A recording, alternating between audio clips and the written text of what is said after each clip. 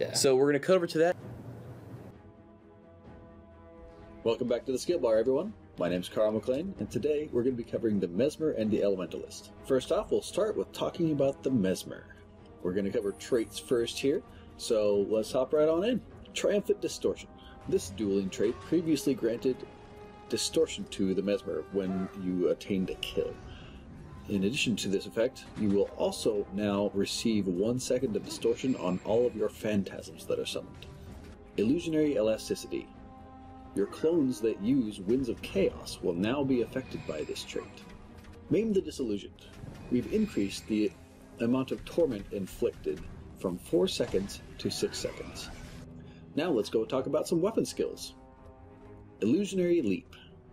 We've changed the way that this clone is summoned, so that it's now going to summon on your target's position instead of at your position, meaning that you'll have a much faster response time between illusionary leaps and illusionary swaps. Illusionary Warden.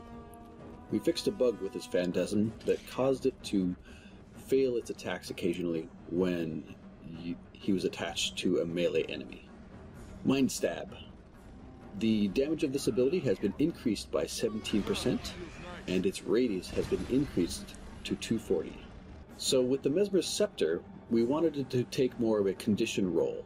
And in order to do that, we feel like the auto attack needs to have some sort of a condition attached to it, so that the clones can have their own condition application. As such, we've reworked some of the Scepter's abilities, and they will now apply Torment on each strike.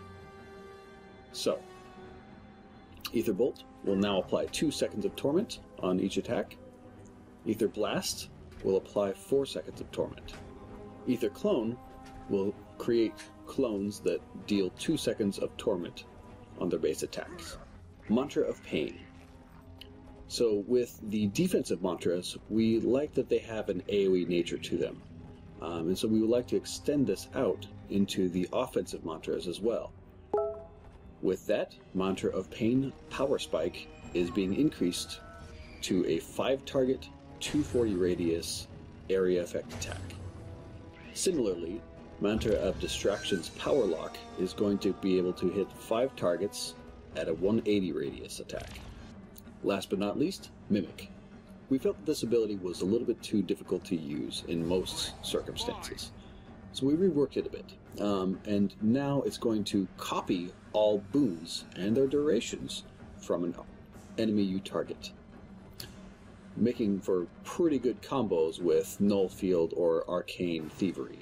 And now on to the Elementalist. Let's start off with traits. Blinding Ashes. This trait has been modified slightly so that it will now apply blinding to all enemies struck by skills that burn in an area. Next up is Lightning Rod. This trait now triggers on any form of a disable rather than only when you interrupt an enemy, meaning that things like your Earthquake or your Static Field will always activate this trait. Last up is Elemental Contingency. Previously, this trait was very much hindered by its cooldown, being that it shared the same cooldown for all attunements.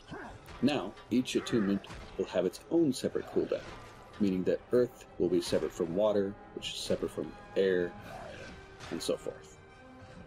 Now let's talk about some of the Balance 2 Elementalist elite skills.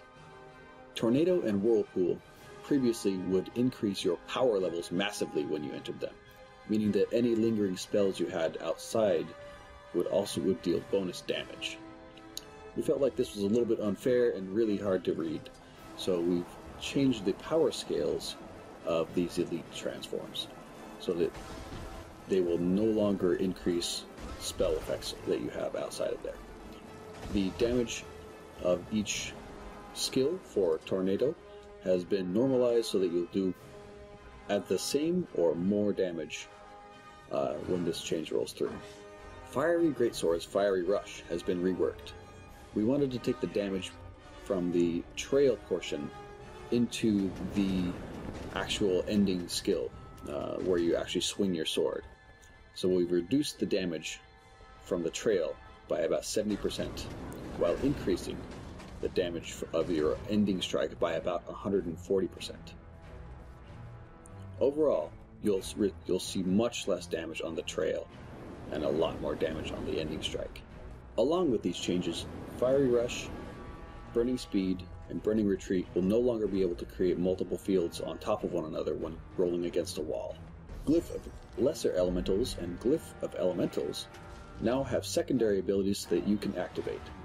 When pressed, the Elementals will activate these skills on their next skill usage. This allows you to have just a little bit more control when using these Elementals. Glyph of Storms. We wanted this glyph to have more of a condition feel to it, so we've added conditions to both the fire and air versions of the ability.